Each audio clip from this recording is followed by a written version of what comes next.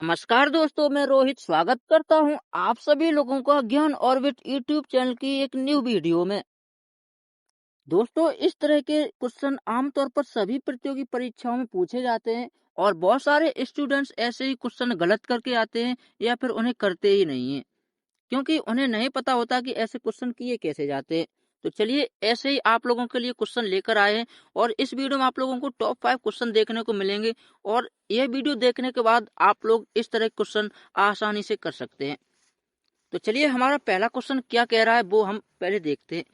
यहाँ पर देखिए, क्वेश्चन नंबर पहले में क्या लिखा है। यदि 48 को 168 लिखा जाता है तो 60 को क्या लिखा जाएगा। यहाँ पर देखिए, 48 को 168 लिखा कैसे गया है।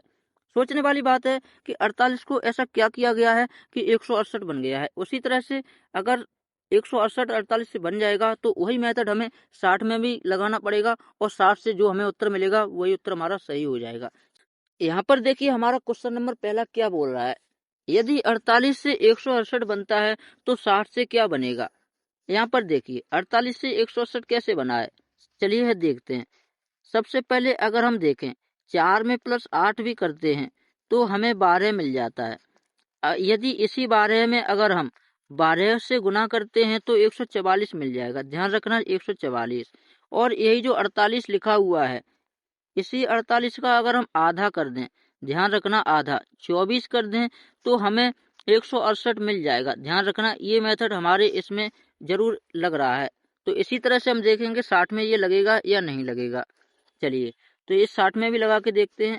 लेकिन 60 में लगाने से पहले एक चीज सोचना, यहाँ पर मैंने इस संख्या का यानी 12 का मैंने स्क्वायर किया था तो हमें 144 मिला था। लेकिन इस संख्या में अगर हम आधा करके भी स्क्वायर लगाते हैं तो ये संख्या बहुत बड़ी निकल जाएगी। तो इस तरह से ये क्वेश्चन नहीं हो पाएगा। चलिए, दूसरा मेथड देखते हैं कि ये क्वेश्चन कैसे बनेगा। यहाँ पर देखिए, 48 को लिखा किया गया है 168।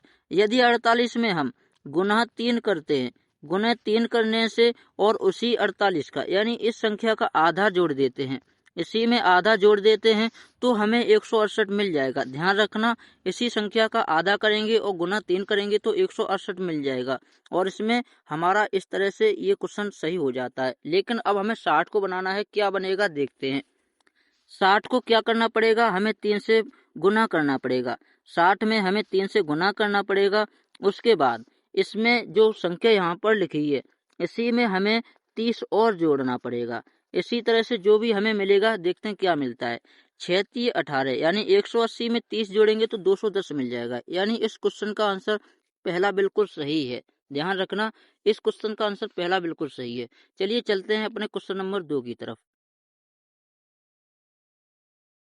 तो आप लोग यहाँ पर देखिए, क्वेश्चन नंबर 2 क्या कह रहा है। 27 को अगर 2 से 16 लिखा जाता है तो 18 को क्या लिखा जाएगा। यहाँ पर भी आप लोग उसी मेथड से इस क्वेश्चन को भी कर सकते हैं। देखिए क्या लिखा है। यदि हम 27 में इसमें भी गुने 8 का करते हैं तो हमें 216 मिल जाता है। ध्यान रखना, 2 से 16। इसी तरह से अगर हम 18 में भी 8 का ही गुना करते हैं तो हमें 144 मिल जाएगा। यानी इसमें हमारा ऑप्शन नंबर ए सही है। चलिए, क्वेश्चन नंबर 3 की तरफ चलते हैं और देखते हैं उसमें कौन सा आंसर सही होगा। ये क्वेश्चन आप लोग देखिए, और हमें पता है कि इस क्वेश्चन को भी आप लोग आसानी से कर सकते हैं। बहुत ही सिंपल है और हमें पता है इस क्वेश्चन का आंसर आप लोग जरूर दे पाएंगे।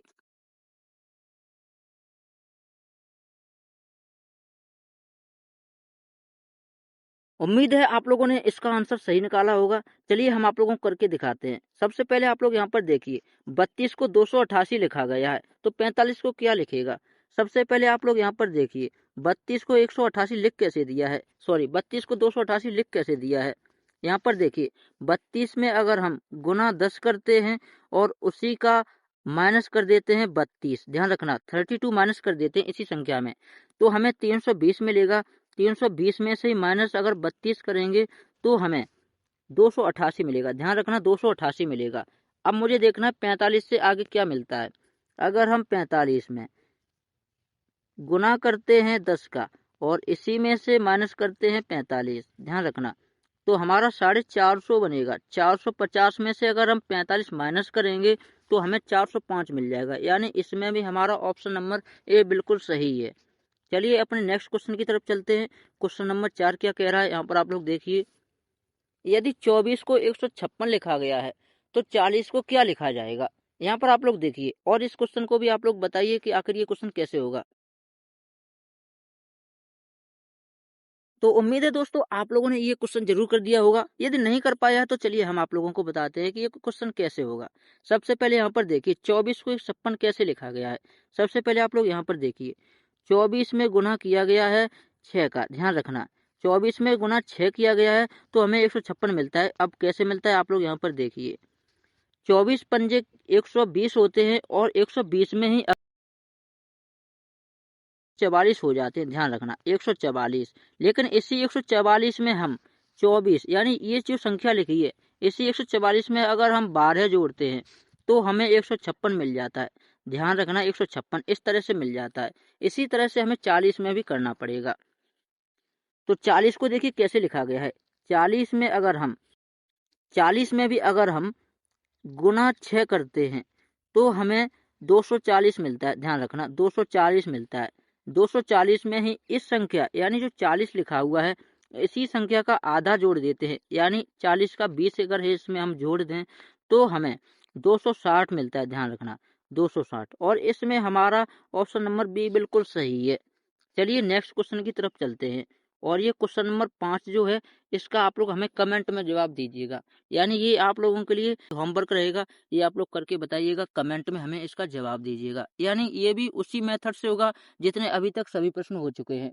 और दोस्तों ये हमारी जो क्लास है बहुत ही सिंपल तरह की थी, यानी इससे भी hard hard question related number से आने वाले हैं। यानी ये जो आप लोगों के लिए क्लास थी, ये पहली सीढ़ी थी। इससे आप लोगों को सीखने को मिलेगा आगे कैसे क्वेश्चन बनते हैं और किस तरह के क्वेश्चन आएंगे, आप लोग सोच पाएंगे और कर भी पाएंगे।